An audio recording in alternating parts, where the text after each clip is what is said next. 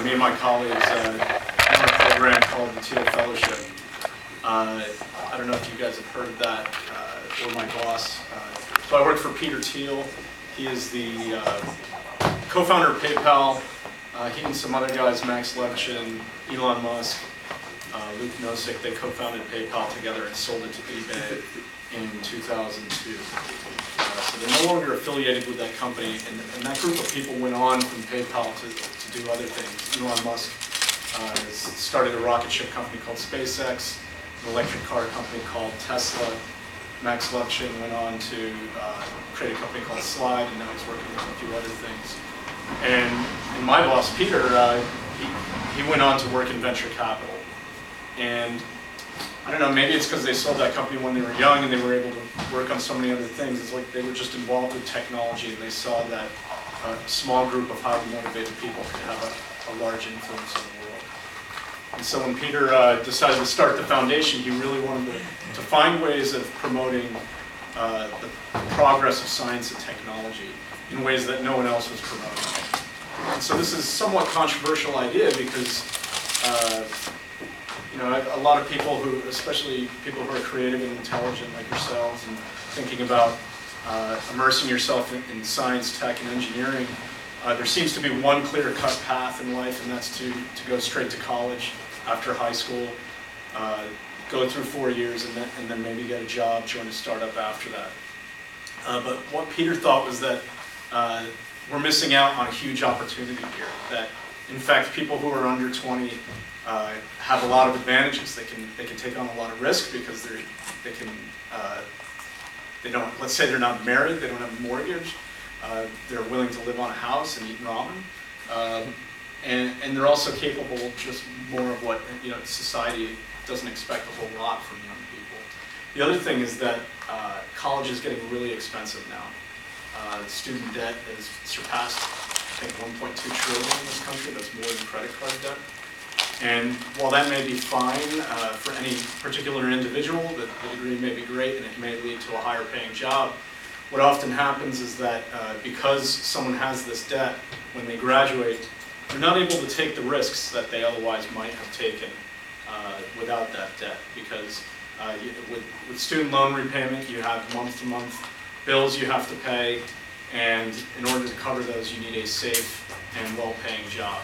And that's fine, but if we want to advance as a society, if we want to push the frontiers of technology, maybe we should have people taking greater risks. And so we started the Thiel Fellowship. Check out the webpage. It's a grant-making program for people under the age of 20, all like yourselves, working on tech or crazy ideas. It could be scientific research. It could be nonprofits. It just has to be something that is done outside of school. There are two requirements for the program. One is that you're under 20 when you apply. The second is that you stop out of school while you're in the program.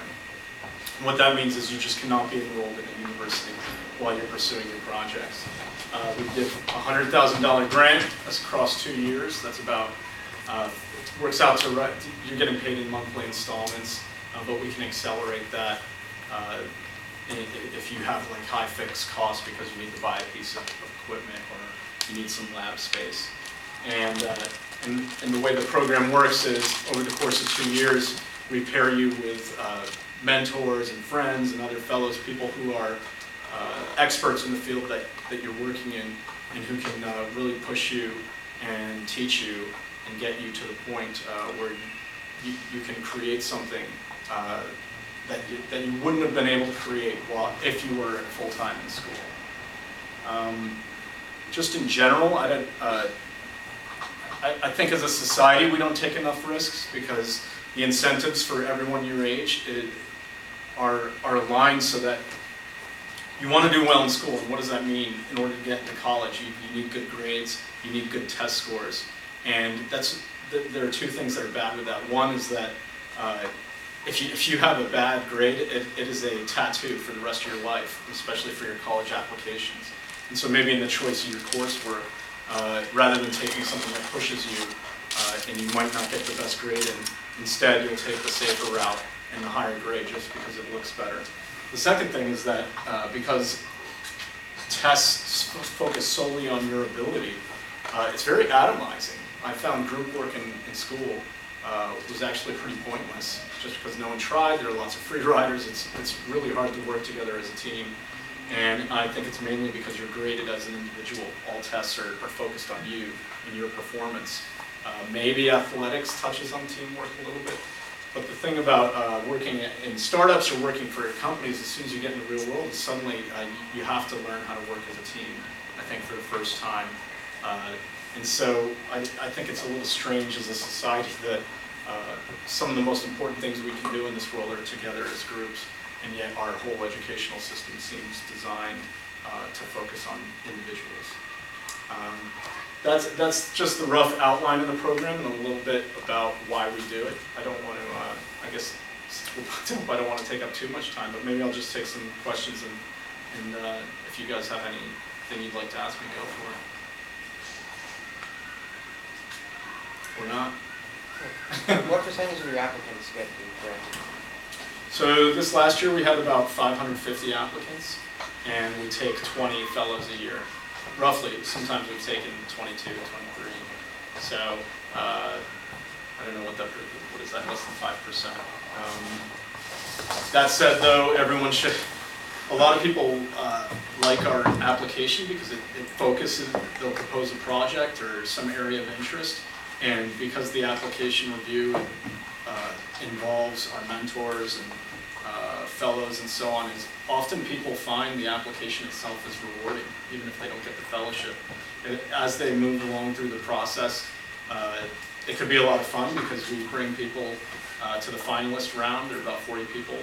We'll fly them in. You guys live here. We bring you here. And it's a lot of fun that weekend. And then also you get feedback on their ideas. The other thing is that we have just because we didn't want to limit it to fellows, twice a year we have conferences or summits, one every year in San Francisco in June. Unfortunately, it just passed, so I wish I could have invited you all. But the next one is in November in Las Vegas, in partnership with Tony Hsieh's Downtown Project. He's the founder of Zappos. So we like to bring as many people interested in science, tech, just radical art or nonprofits or anything that's sort of off the beaten path to apply, and then even if the fellowship doesn't work out for them for the application process, we can have those people join our communities and do things like come to summits. What do people do after the program? So some people go back to school. Some people, we started the program in 2011. We took 24 people in that class. About 5 went back to school for various reasons. Some because their parents just wanted them to be back at school, even though they were running a company or a nonprofit. Some people are just still working on their projects or their companies. And I guess we'll see as time goes on what happens. Sometimes there are a few. I think one guy might actually just go straight into a PhD program. He's a deep learning expert. He's working at Google right now. He has no BA, but there are some universities that want to take him into their PhD program, so that's an option too. Maybe oh yeah. How much responsibility do people take when they propose? Because they're under 20, right? So Yeah. I assume like their project will be helped by the mentors, but how much responsibility do they themselves take in their project? They have sole responsibility. Oh, okay. So there's nowhere to hide. I mean, it's kind of scary because it's just you and what you're working on. But that motivates people to, I think, try really hard to see that it works. But of course, we provide as much support as we can to help guide people and nurture them. Yeah. We have quarterly reviews with each fellow. So that means someone comes into our offices at the Thiel Foundation and we meet with them. We ask them how their last few months went. They talk about the sorts of problems they're having in their project. It could be their personal life. And then we try to troubleshoot solutions for them, point their way to resources, and then they're off. Sure. Do you work globally or just in the U.S.? Yeah, we take applications from everywhere. I think it's hard because we're not fluent speakers of every language, so we get of the international candidates, we do get a lot from English-speaking countries, UK, Canada, Australia, but we do get, we've had a couple German fellows, and China as well. But that doesn't, we're happy to take applications from anywhere. I guess other than North Korea and Iran, the US government won't last. But besides that, yeah. The visa issue is difficult. Maybe this isn't something that touches on your lives, but it's kind of fascinating to see what trouble that can be for some people, because if you're an international student, it's easy to get a visa. But if you're an international startup founder, the United States government isn't quite as nice. So that can be problematic.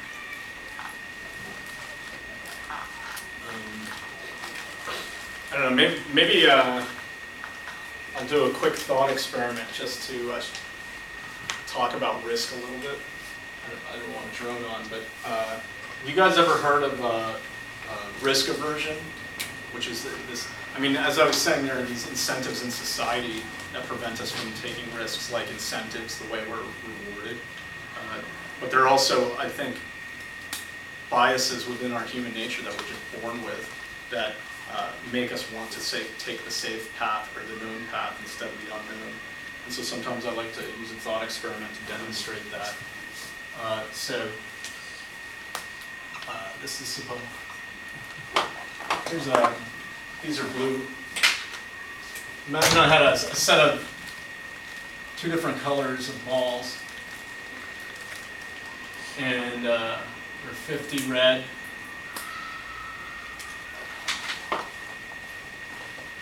And 50 blue, and let's say I had a box here.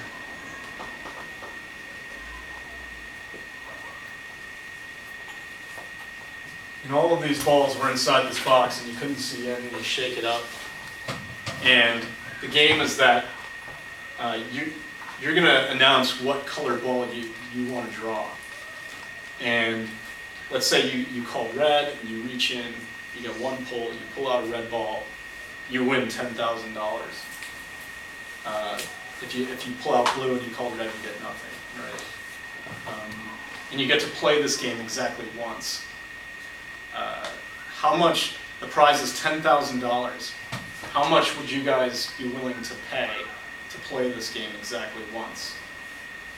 Would you pay $1,000? $3,000? You wouldn't play at all? Okay, yeah. Well, statistically, the best option, or the maximum option you should pay is $5,000. That's right. So, on one idea in what's called decision theory is you want to maximize expected utility, and expected utility would be the outcome, so the positive outcome, $10,000, multiplied by the chance of winning it 50-50. In this case, that would be $5,000. So maybe someone who is like risk neutral or risk loving even might pay up to $5,000 to play the game. But then there are some people who don't even want to play once for $1, even though you might win $10,000. You have a 50-50 chance, right? So psychologists ask this sort of question to lots of people, and hardly anyone says 5,000 or 4,999. The only people who do are people who have gambled or studied decision theory or economics or something like that.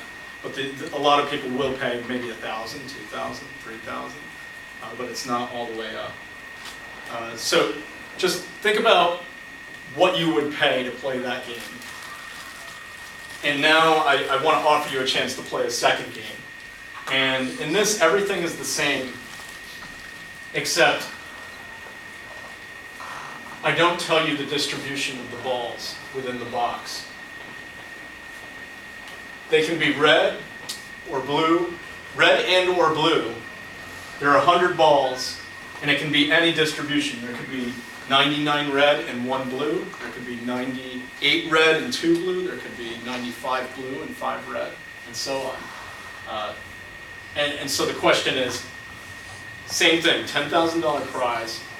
How much would you be willing to pay to play this game exactly once?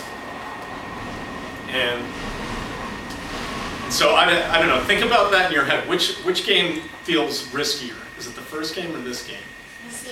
This game, right? And so yeah, you guys are, along with the majority of people ask, they'll definitely pay less than they would to play the first game. And so what's kind of crazy though is that the probability of winning either game is the same. It's 50-50. And the reason that's so is that you can enumerate all the possible distributions, as I mentioned, like going 99-1, 98, and you should just assume that there's an equal probability that any of those distributions hold. And since they're all equally probable, it comes down to 50-50. Now it turns out that people have a preference for red. So I might know that you are going to pull red, and I'll choose a distribution that doesn't match that. Or you know that I know, and so you do something. And so what you can do to neutralize any of those games is you just flip a coin to determine which call you're going to take. And flipping a coin is 50-50. This is known as Ellsberg's paradox, comparing these two games.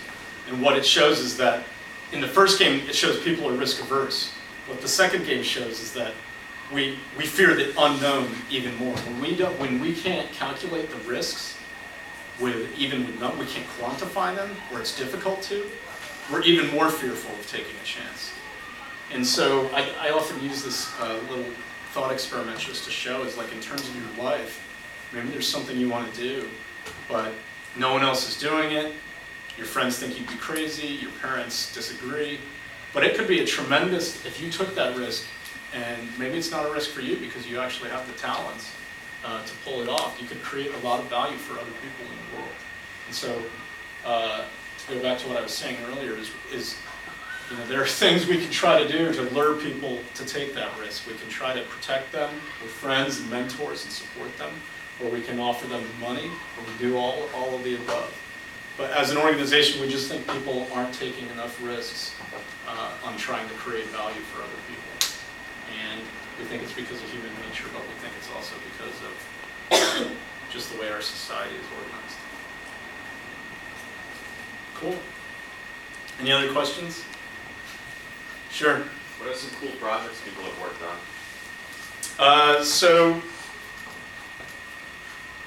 Yeah, we have about 80 fellows now, and I go to our website and you can look at everything they're working on.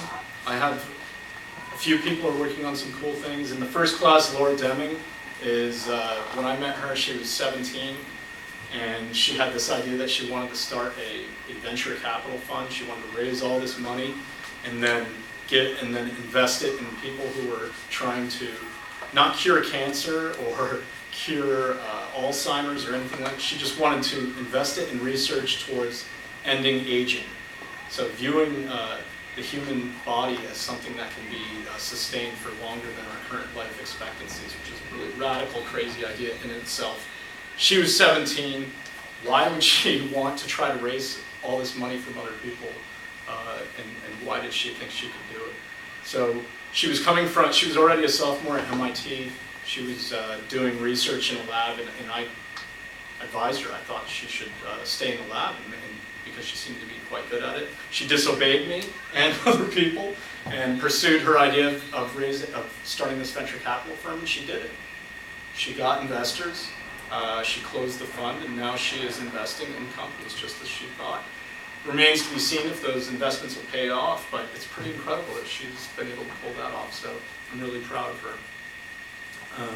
In the second class, the 2012 class, there's this guy, Riddick Malhotra. He started it's going to sound pretty silly if you know the show Silicon Valley, but his company actually created a compression algorithm that helps people upload and download media rapidly.